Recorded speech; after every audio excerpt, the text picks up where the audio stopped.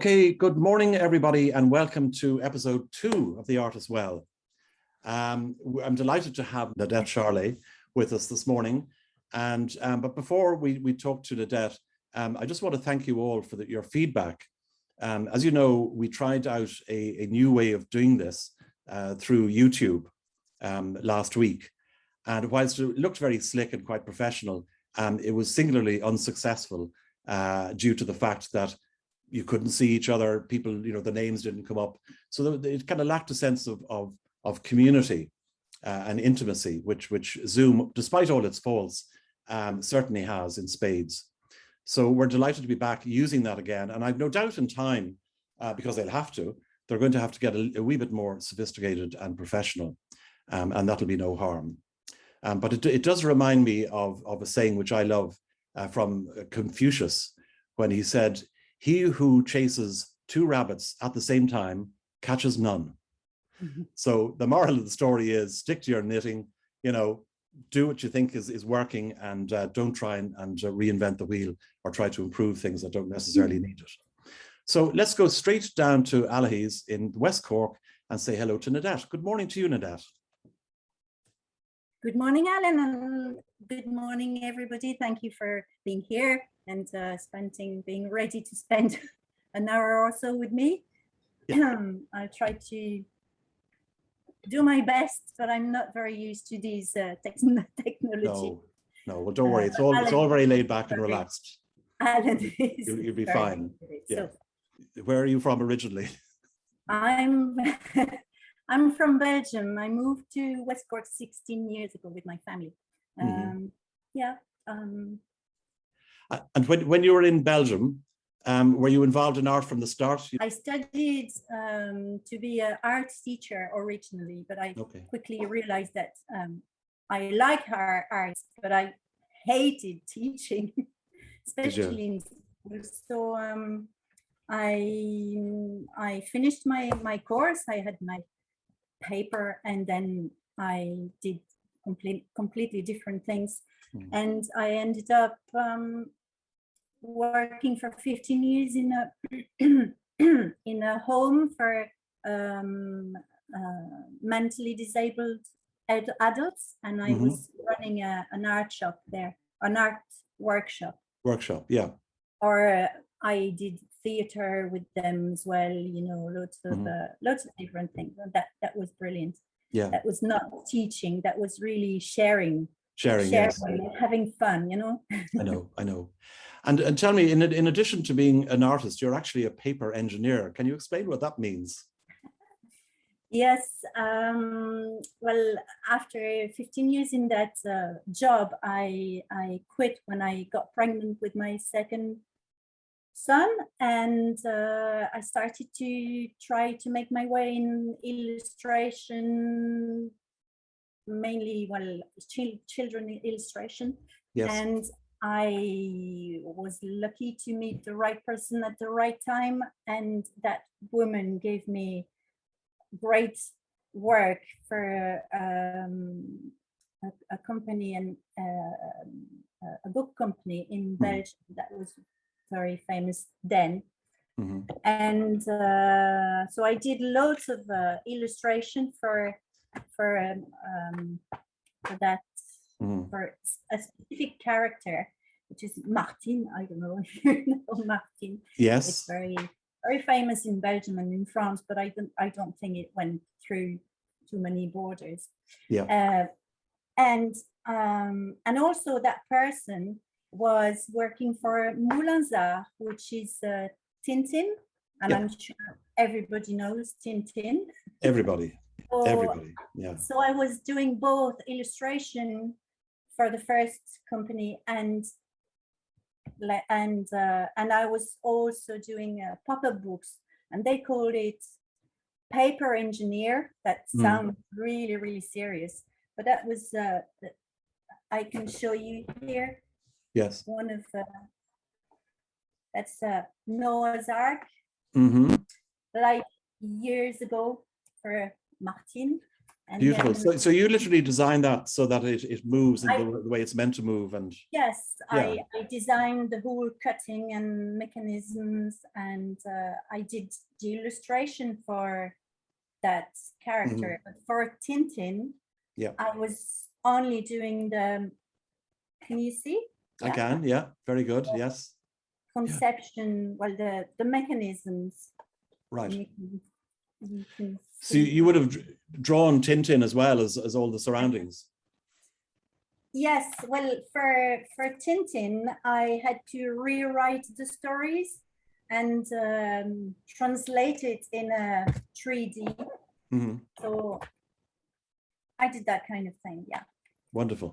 But for Tintin, I was not allowed at all to do any illustrations. I had to take the image from the book and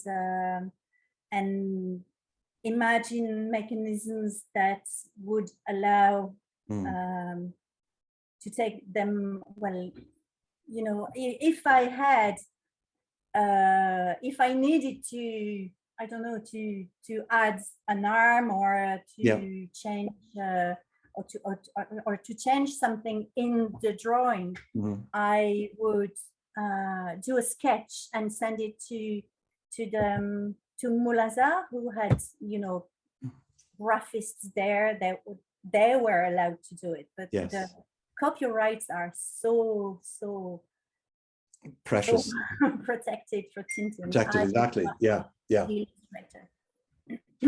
So tell me, when did you meet your husband? Because your husband is Irish, and that's why you ended up here. Yes, we met in Australia 34 years ago. 34 years ago, yeah. And I was, well, we both love traveling, and I was there for 3 months. He was there. Hello, that's Richie, Actually, everybody. Richie, I'm I came across. Paddy. What? I'm a plastic Paddy. Oh, you? Go on. Richie turned up at the book launch in the Alahis copper mines, and he took some photos and video, which was great. And then I discovered that, well, I didn't. He suddenly turned up when I was talking to you subsequently. Yeah. And I said, wasn't that very nice? That very nice man came in to help you. And you said, no, that's my husband. Yes. But anyways, so you're in Australia. Yeah, well, he was there for 6 months, and I was there for 3 months, and we met in a shop, in a climbing and outdoor activities shop. So yeah, that happened. Richie was a diving instructor. Not then. Oh. He became a diving instructor years later when we decided to move to Ireland to change our lifestyle. We lived in Belgium for 15 years. We had the kids in Belgium, and at one stage we thought, that's not what life is about. Yeah. You know. And what was it? What was it about it that you didn't like? Well, not enough time to enjoy things, and we loved traveling. We were missing the traveling. You know, we were trapped in the work and kids' school and small weekends and small holidays and loads and loads of bills coming every week in the letterbox, and it was just too stressful and too narrow. Sure. We wanted more freedom, and we decided to. Well, we after a few different ideas, we thought, well, we could go and live in Ireland for the summer and go somewhere warm in the winter. And we found out that for school we were allowed to do homeschooling. Yes. So that was, well, school was the biggest problem that to begin with, because we thought school was obligatory, but it's not. It's education is obligatory. Education is obligatory, yeah. Well, it depends in which countries, but at least in Belgium and in Ireland, it was totally okay. So so we decided to move to Ireland and go traveling every winter with the kids in hot countries. And Fantastic. that's when Richie became a diving instructor, because we would go into diving places and he could work there. And I was the one more in charge of the homeschooling for the kids. Yes, yes. Tom was 12 at the time, and Neil was 5. So That's when you came to Ireland. so that's when we came to Ireland. Okay. Well, what I want to do is give everyone a flavor of the sort of area you're living in, and then show us around your studio. So we have a video that I'm going to share now, and maybe what you might do is talk us through it as we go along. Okay. So are we on the coast here, just down from your house? Yeah, it's about 1 kilometer from the house. We can see the sea from the house, and that is along the coast there near the pier. It's a very, very nice area. And it's the village, Ali's is the village of Richie's father. And that's the house, the family house, the house where his uncles were living until they unfortunately passed away. Okay.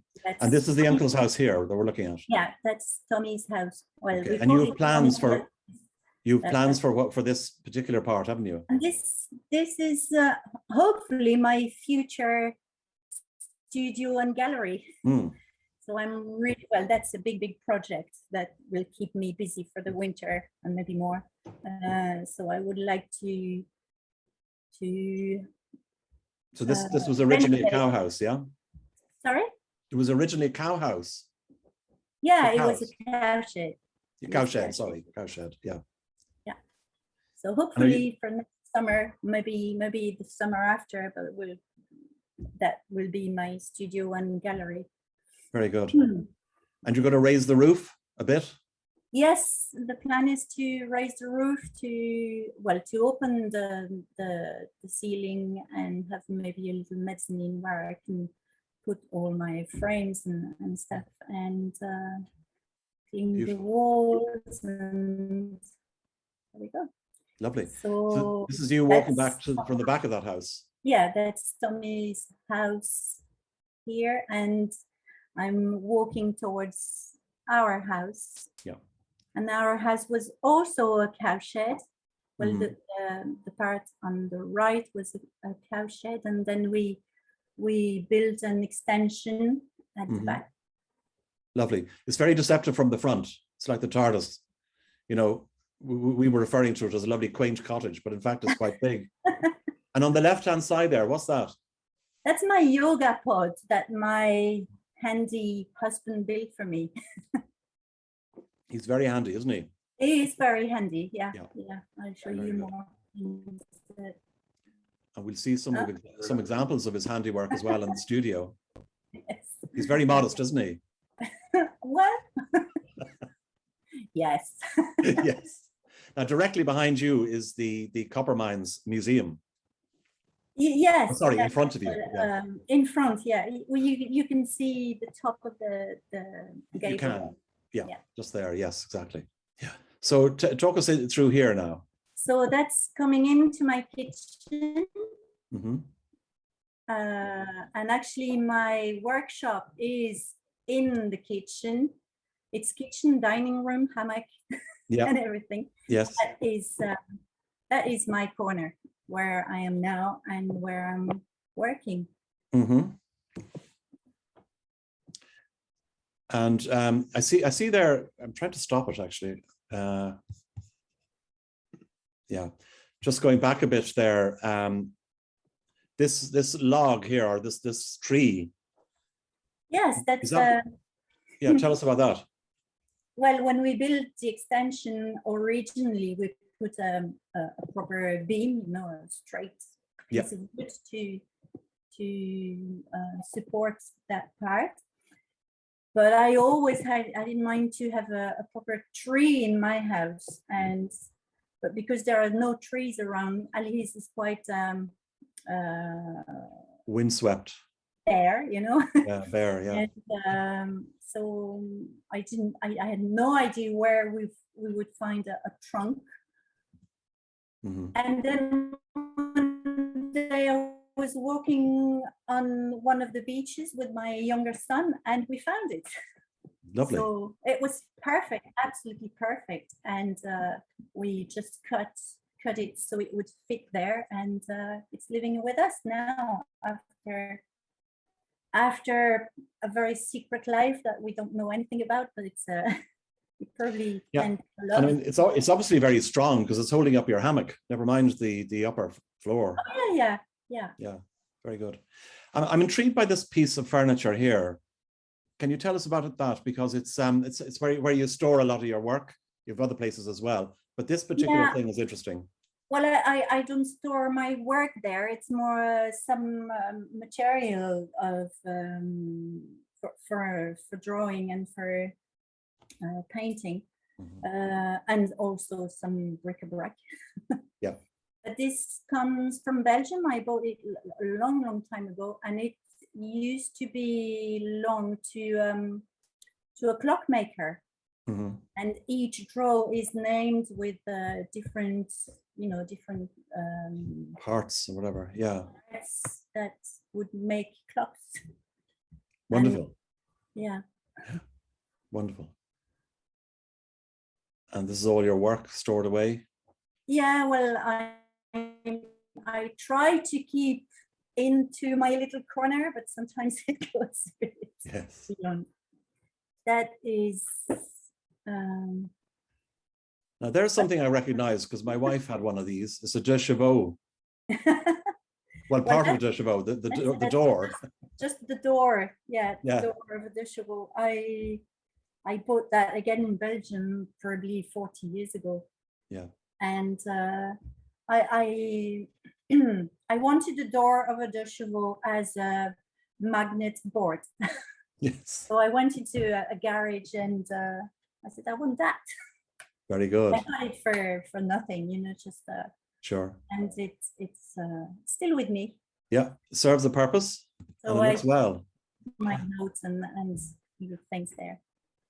That's we'll be seeing some of those later. That's just behind me, and a few pieces of work I'm working on at the moment. Now, your husband produced all these drawers here as well, didn't he? Well, the bottom drawers were already there, but he built the whole unit on it. So the cupboards here. Yes. Yeah. And it makes a whole block that's really handy to hide away all my stuff and my archives and some books and sure. I mean, I think it's wonderful, when people don't have the space that others have, and they become extremely inventive and creative about how they store everything. Yeah, and I think you've turned, your space into a tremendous thing. That's my box. It's an old suitcase that I use to put all my my oil paints. And yes. I put them in different bags, like you see these bags. So it's easy to find because I use I use usually small tubes, and so I classify them by colors. Like I have the green, of course, it's in French. Yes, and I can understand all of those. And blues and reds, and so that's easy for me to find the color I want. And have you got a particular make that you like? Well, I'm usually working with this one, Winsor & Newton Artists. Yep. Oil color, can you see? Yes. Yep. That's the big one because that's the white. That's the only big one I have. The ones are all small. And Okay. that's my bric-a-brac next to my desk with all pens and scissors Brushes. and cutters and brushes and different Wonderful. things. Wonderful. And a pen I made of our dog. Oh, really? Yes, I see that Yeah. there. Yeah, Um, lovely. And plenty of light, and I think you have a ceiling light as well. Skylight. Yeah, well, the light is sometimes a problem because depending on the time of the day, sometimes I have the sun right to me, and that's not good for light. So I always have to try and put the curtains, or try different angles, and Yes, or just stop for an hour or two. I know. Yeah. And is this some work you're doing at the moment? Oh, that's a commission I'm doing at the moment. It's well, I don't know about other artists, but commissions are not my favorite thing to do, but it's money, so. Yeah, I think it's very difficult to sometimes interpret what the client wants. Yes, and it takes, it's a bit of a leap of faith for everybody. yeah, it takes you out of out of your path. And it's more stressful because you always have in mind, is it going to meet his expectations, or is it going to be good, or what if he doesn't like it, or it's not something that comes from my heart. It's just something I have to meet the expectation of somebody else. Yes, it's a very different approach, isn't it? Yeah, it's kind of uncomfortable, I find. Yes, yeah. No, I fully understand that. And I mean, would you get a lot of commissions as part of your practice? Not a lot, no, not a lot. No. Maybe 2 or 3 a year. As you can see, my corner studio is in the kitchen, dining room. Yeah. Hammock corner. But you have a sitting room over the other side of the wall. Yeah. On the other side, it's the sitting room, and that used to be the cowshed. Oh, right. Okay.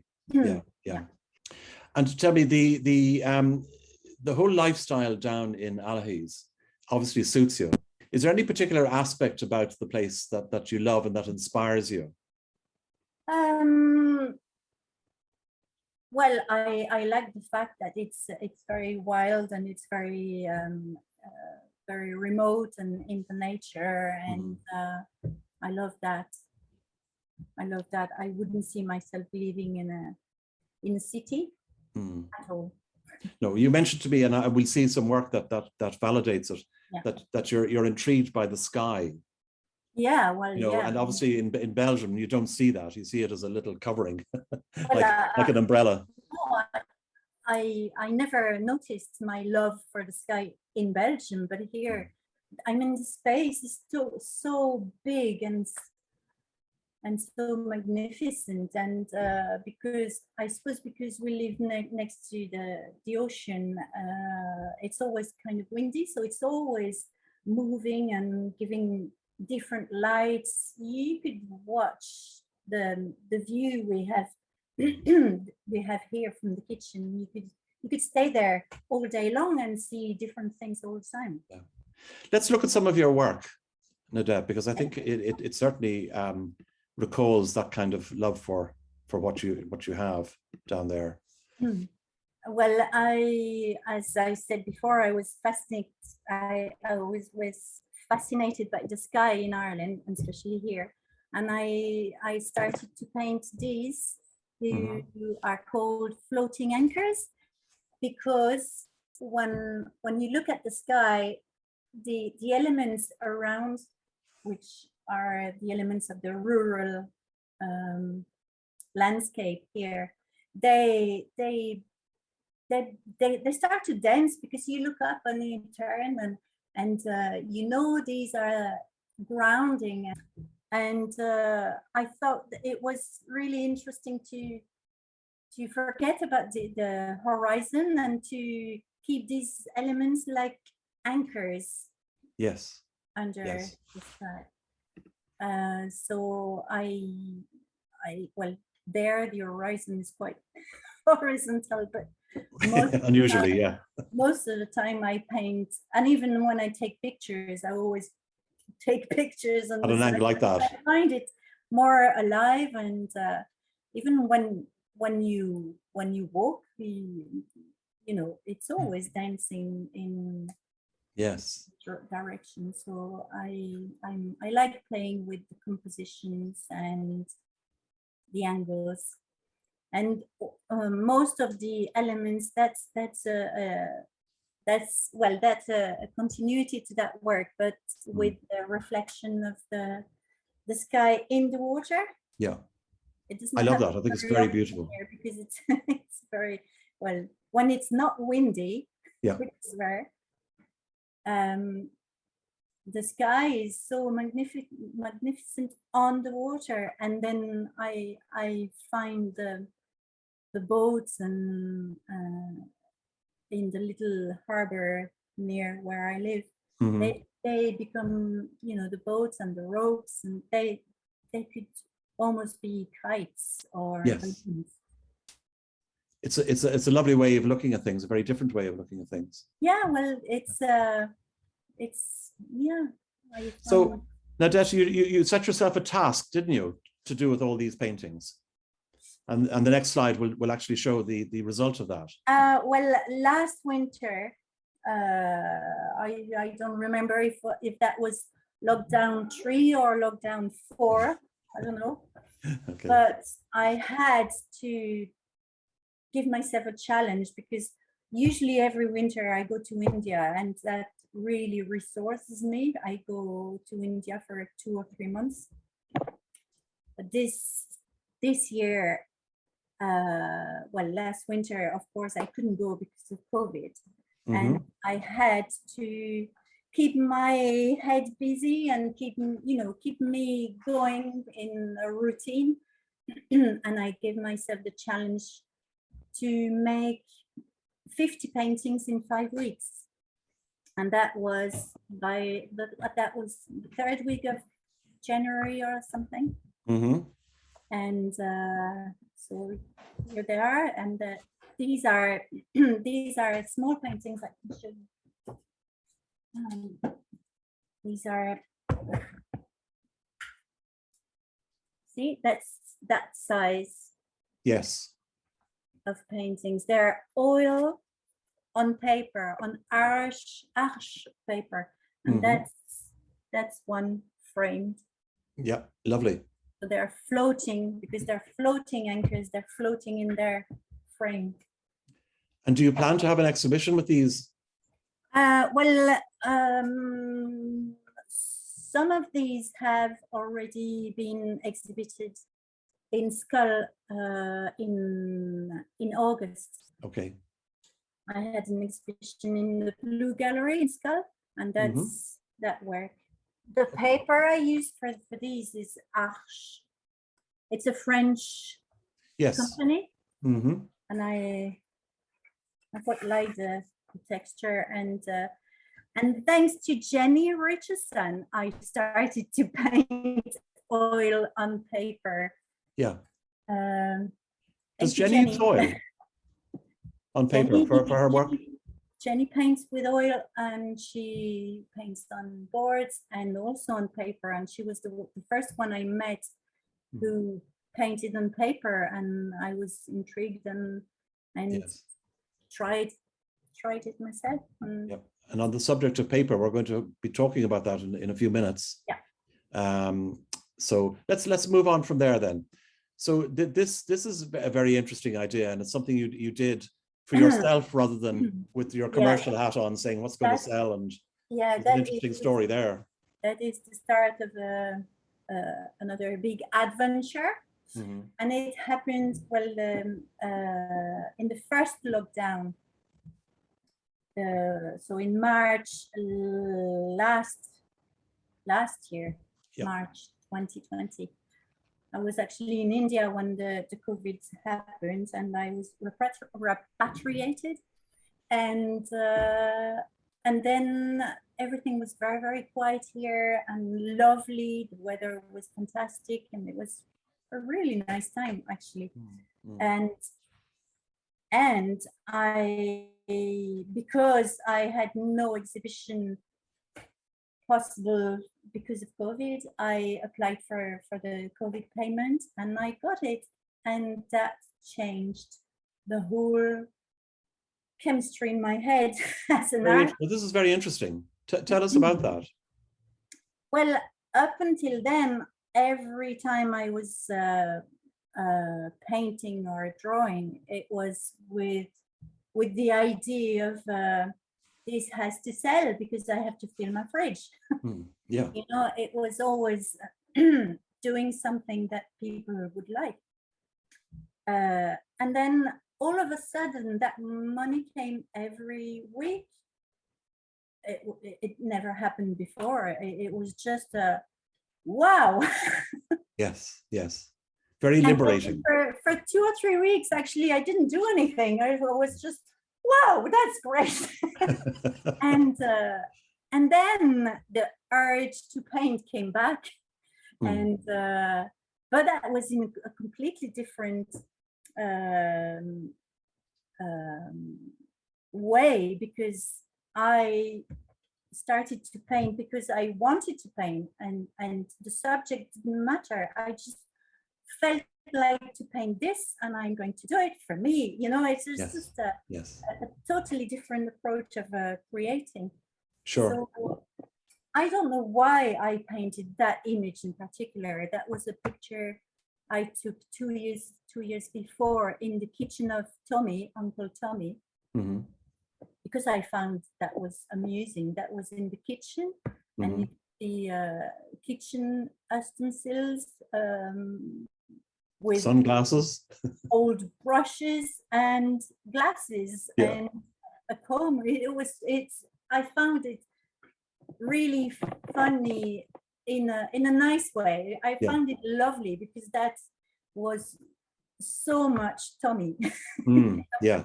Yes. So I don't know. I remembered that picture in my phone, and I just painted that. That's watercolor, and it was. I enjoyed so much doing that one. Yeah.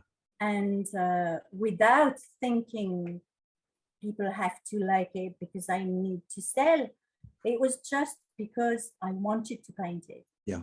And then I had so much pleasure painting it that I went back to the house and took loads of pictures, and the house stayed pretty much like it was.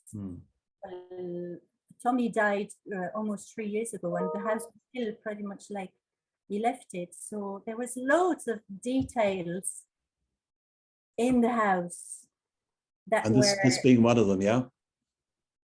That spoke of him, and it was funny and lovely at the same time. You know, it was it really touched my heart. And so I did a series of watercolors of that subject, different rooms or different details of his house. Yes. And then I started to do oil painting. And because of the lockdown, I started to, I worked really, really, really slowly, and I went into details, and it took, it was really enjoyable, and I had no idea what I was going to do with these paintings, or, you know, I thought, well, that's not for sale. It's just because I want to do it. Yes, yes. But now after a year, I really want to exhibit those, because I think they have a strength, and they have a whole story, and I think it's, I really like that subject. Yes. And is that done in oil, this one? That is in oil. It's 25 by 50. Well, the painting itself is 25 by 50 centimeters, and it's on board. Yeah. And then this one here is also oil. This is also oil on board, 50 by 50 centimeters. Mm-hmm. That's another, I'm using details. Beautiful. It's beautiful. Yeah. And I mean, these are items you literally found as they were. Oh, yes, yeah. They're not staged. Yeah. I just took pictures, and Yeah. I usually take pictures and work from the pictures, from my pictures in my studio. Yes, yes. Rarely paint directly in situation. Sometimes for sketches, but not for painting. Yeah, beautiful, beautiful. And the next one is your uncle, who was very inventive. Can you talk us through that?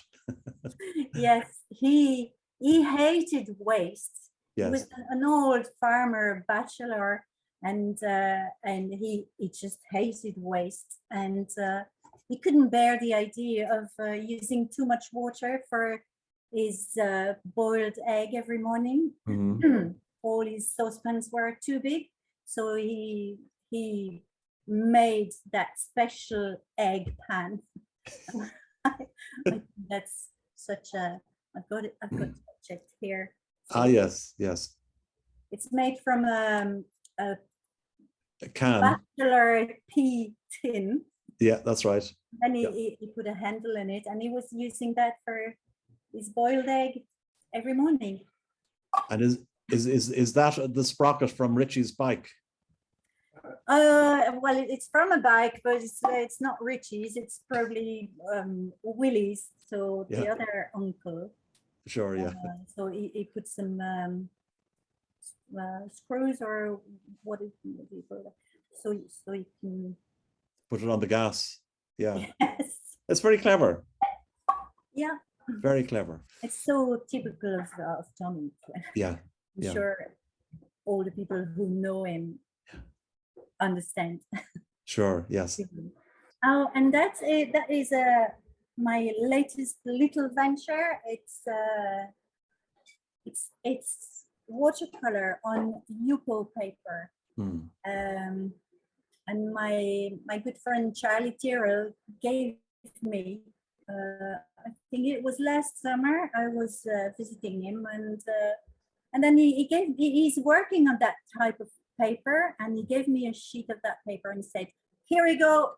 You try it. Have fun. Maybe you like it, or maybe you love it, or maybe you hate it." So I was not convinced, because that paper is really, really smooth. Mm-hmm. It's usually I like texture, heavy paper from watercolors. And that paper is 100% waterproof. Yeah, so that's the interesting thing about this. Watercolor on the waterproof paper. That sounded really ridiculous. But I felt I had to give it a try because I Charlie. And I discovered something completely different, and I had really, really good fun. And it's something has to be very instinctive, that working on that paper, because the color sits on the surface, it doesn't sink, and it dries out in the air, so it gives you lots of interesting textures and colors and mixes, and then you have to go with the flow and let your instinct guide your hand. It's just so instinctive. And for me, who always go in details, I'm a figurative painter, but I really like to go, well, I can't help. I have to go into details all the time. Yeah. And that Yupo paper is such a relief, it's just a really good playground. Yeah, but what's fascinating about it is that it's you know, people, when you use watercolor, it's very unforgiving. If you make a mistake, it's there. You can't rub it out. But with this, you can actually rub out. You can, Yes. you know, get a moist bit of, so I understand, cotton Yeah, wool or something, and literally rub it out and start yeah, again. absolutely. If I'm not happy with the thing, I can either work on top of it and or wipe it out just Wipe with it out. water. Fantastic. It's like the plastic. It's 100% synthetic paper. Yep, and 100% waterproof. Free. Yeah, it's interesting. It's really very interesting. It's and for those who'd like to try it out, it's called Yopu or Yopu, is it? Yupo. Yupo, and it's spelled Y-U-P-O. Ah, thank you. Yeah. Yupo. Now I know you got that in Jackson's, or didn't you get that in Jackson's, or? Well, yeah, I ordered this one in Jackson's. It's unfortunately in UK. I know, and that's becoming a real pain in the neck, you know, ordering from the UK. So I actually, because of this, I rang my contact in Evans Art Supplies, and they're getting it in 2 weeks' time. Oh, good. So good. If you're interested, you know, get on to Evans, and they'll notify you as soon as they have it in. I'm certainly going to try it out. I think it's an amazing development in watercolor. Yeah, it's really good fun. Really good fun, and very intuitive and liberating, and very quick as well. Yes. Which is good. So this is the last piece we're going to show. Well, yeah, because I'm a figurative painter, I can't help me seeing things and going towards something like, but with the Yupo, I didn't have an idea of what I was going to paint. So I started, and I saw cotton bugs. So I worked towards cotton bugs. Yeah. And also seaweeds, because they both are like fluid, you know, that flowing. Like you just don't know where they're taking you. They flow with the wind or with the water, and that just happened. Yeah. No, I mean, that's really interesting, and I think a lot of artists out there will be fascinated about this particular paper and what it's capable of compared to what we've been used to for years and years. Let's go back to your travels, because it's kind of relative to what we're going to be talking about next. What sort of places have you been to? I know India is particularly dear in your heart, but is there any other areas that you've been to? Yeah, well, when we moved to Ireland, as I said before, we were traveling as a family with our rucksacks. Yes. Every winter for 4 or 5 months, and we would go mainly to Southeast Asia and India. In the last years, it became only India. We went to Egypt as well. So are you looking forward to getting back to that in time? Do you miss it? I do miss it. Yeah, for me, it's like I said, I resource when I go to India. It's very important for my balance. Yes.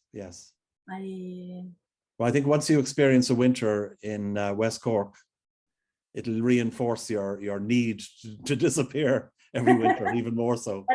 Yeah, that will be the second winter without traveling, which never happened in 16 years. I think I spent 3 winters so far here. I just want to go forward to your experiences in India on 2 counts. One, because it's so much part of your life and Richie's life, but also the fact that, you know, I generally ask an artist what's their favorite artist, who they love to have hanging on their walls, and but you've taken a slightly different approach. It's more the style that you particularly love and you collect and you'd like to promote. So I want you to talk through that, but let me just show you first a lovely, beautiful, colorful picture of yourself in India. And I mean, it's just a wonderful photograph. And then the other one I want to show is you making a dinner or sharing a dinner, or what are you doing there? That was in a tribal village right in the middle of India, and I don't know if you can call it luck or serendipity, but the universe led me there to that village. It was just amazing, and I was actually looking for tribal art. I saw a few pictures of Indian tribal art, and that year I was traveling to find some villages where they were artists, and like I said, serendipity brought me there really by pure chance. And so this is one of the items. Yeah, that's that. Well, these people are called Gond tribes. It's probably the biggest tribal community in India, and they from generation to generation they pass on their culture through art, and they've been doing that for centuries and maybe from more, Yes. And when I saw their work, I was absolutely amazed and deeply touched. And these people have a fantastic, simple life really in connection with nature, and they're so genuinely friendly and welcoming, and I wanted to help them because they're struggling to sell their art. That's their income now. So that's why we have the website up there, and I just capitalized the different words just for ease of legibility or whatever. But it's Gond, GOND, and then art, and then India.com. Okay. Yes, Richie and I decided to do something to promote their art and help them carrying on their tribal life, tribal culture, so they don't have to move to cities, to stay there and to carry on that such an amazing lifestyle. And Richie made the website.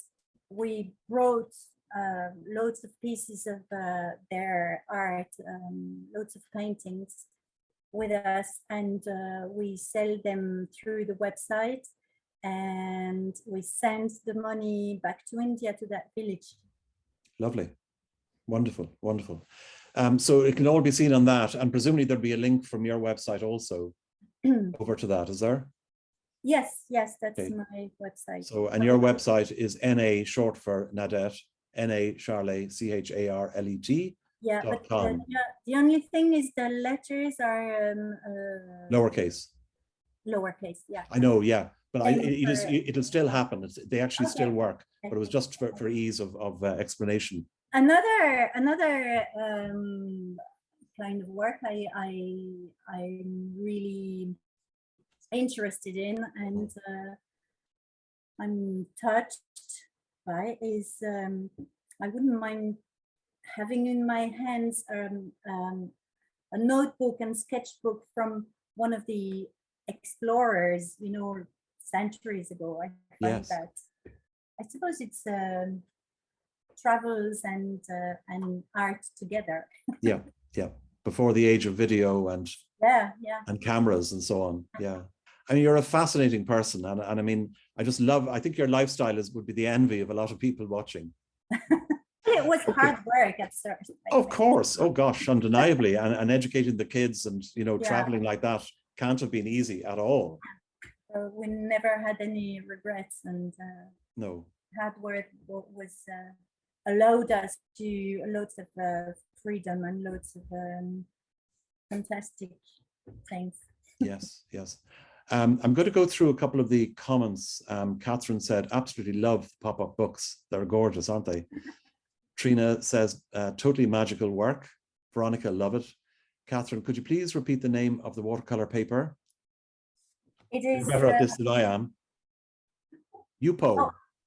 yeah, the UPO. YUPO. YUPO. Yeah. And as I mentioned, Evans are going to get that in the next 2 weeks, especially for us. Very good. Ariane, that's a lovely watercolor on the waterproof paper, isn't it? Catherine, it's UPO. UPO, yeah, thank you. Oh yeah, Jacinta, I'll come to you now. I know you have your hand up. Thank you. Thanks, Trina. Did you paint in India? Or do you paint when you're in India?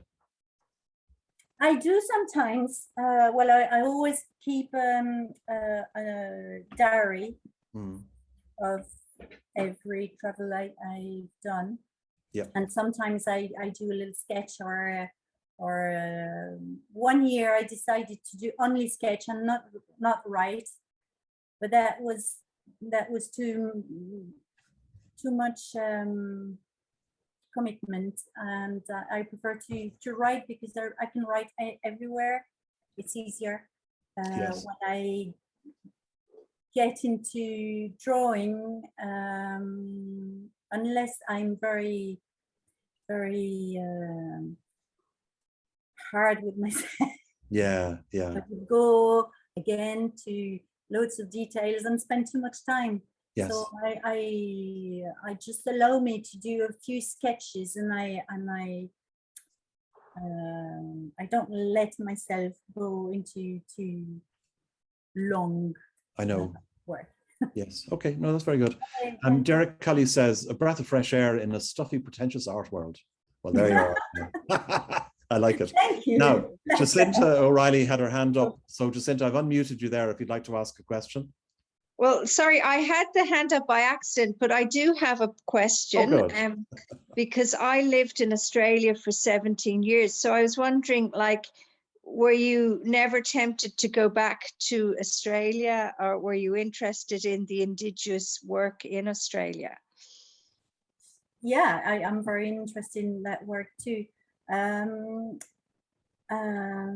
Australia, I liked it, but I don't think I would live there, and I think my husband agrees totally with me. We were thinking of New Zealand, but we have never been to New Zealand, and then we opted for Ireland because that was handy, because we were lucky to receive that cowshed from Richie's uncles, and so we had that to start with, and and that was closer.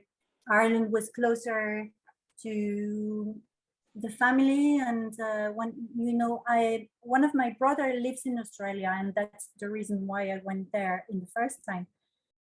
But I think it's quite difficult to decide to live right at the other side of the planet when you have family. It's a bit hard. So yeah, the sun is good. The sun is good. Yes. Yeah. Okay. Anybody else want to ask a question or make a comment? Hi, Nadette. It's Alico. Hi, Alico. Hi, Alico.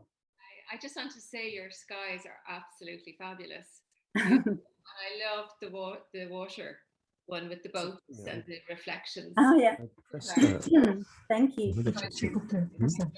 No, I was just sending a comment and saying thanks to Nadette for showing those really wonderful paintings. And yeah, it's been great to see the work and the old sheds from the houses and things. It's Thank you. a pleasure to watch this morning. Well, hopefully I will have an exhibition in my future gallery in the cowshed there. So you're all welcome for that. That'd be great. That's a big winter project that will keep my head busy if I can't go to India again. Keep your husband busy anyway. Yes. Okay. Anybody else want to ask a question? Eamon, if you'd like to ask. Hi, Alan. Hi there, Eamon. I am. just I was the guy who introduced the Yopo paper to Charlie. Okay. How are you? And hi. Hello. Oh, Eamon, I met you in. Yeah, we did. Hi, We Eamon. met you while you were filming. Yeah. Yeah. Okay, yeah. Can How you are turn you? on your video, Eamon, if you're in a position? My video isn't working at the moment, right, okay. unfortunately. Don't worry, don't worry. I unfortunately have had another spell of being quite unwell. So Oh, I'm sorry. One of the things with the Yopo paper that is really interesting to do is to actually sand it. Oh. You can actually physically sand it with a sander. Mm-hmm. And I use a bench sander on it. It takes a lot of abuse. But when you use oil paint over the sanded paper, you get this lovely texture. So it's a really interesting way of playing with the Yopo paper. So just to let people know. Yeah. That's interesting, that Eamon. you can do really. I mean, I sand it till I get it as thin as Japanese rice paper. Oh yeah, yeah. You can literally sand it until it's see-through. Wow. Which is really interesting. And tell me, Eamon, has it been out for a while, or is it a relatively new? Yeah, no, it's been out for a number of years. It's actually not fully synthetic. It's 50% either bamboo or leaf material. They sometimes use eucalyptus bark in it, and the other 50% is a plastic. And it was a way of the Japanese dealing with some of their plastic problems at the time. So that's my understanding of what it is as a paper. I could be corrected on that, but that's my understanding of what it is as a paper. So yeah. And it's fascinating. I mean, you can get it in very large sheets as well. I get it in 8 foot by 4 foot sheets. Okay. Which you can then cut and use. So it's quite an interesting. Good. Okay. Thanks for that. Thanks, Great. Eamon. Okay. Take care of yourself. Take care of yourselves. Well yeah, done. you too. Great you too. presentation. Loved Thanks. it. Now, Tim Cheers. has put in a comment. Thank you, Eamon. Tim has put in a comment. Perfect, Derek. I think referring to Derek's comment earlier. Nadette's work is superb. Love her wild perspectives and wonderful draftsmanship, sense of space and color sense. The Uncle's House is a treasure trove of subject matter, shades of Andrew Wyeth. Yeah, you should look at Andrew Wyeth's work. Yeah, I'll have a look at Andrew Wyeth. That was wonderful, Nadette. Thank you so much. W-Y-E-T-H. All right. Thank you, Tim. Nadette, thank you so much for being with us this morning. It was fantastic. I mean, you're such an interesting and lovely person, and your work is gorgeous. So I'm looking forward to visiting you when you have your exhibition space and your new workshop done. You're very welcome. Even before that, if you are. Well, no, I wouldn't go down before that. You'd probably get me to do something. Or Richie would rope me into something. I wouldn't have that. But look, thank you so much, and thank you all for watching. Thank you everybody, and have great numbers. Have a nice weekend, everybody. Thanks, Nadette. And we'll see you again this time next week on Saturday, and I'll let you know who that is on Wednesday. Anyway, look forward to seeing you, and thank you again. Take care, everyone. Bye-bye.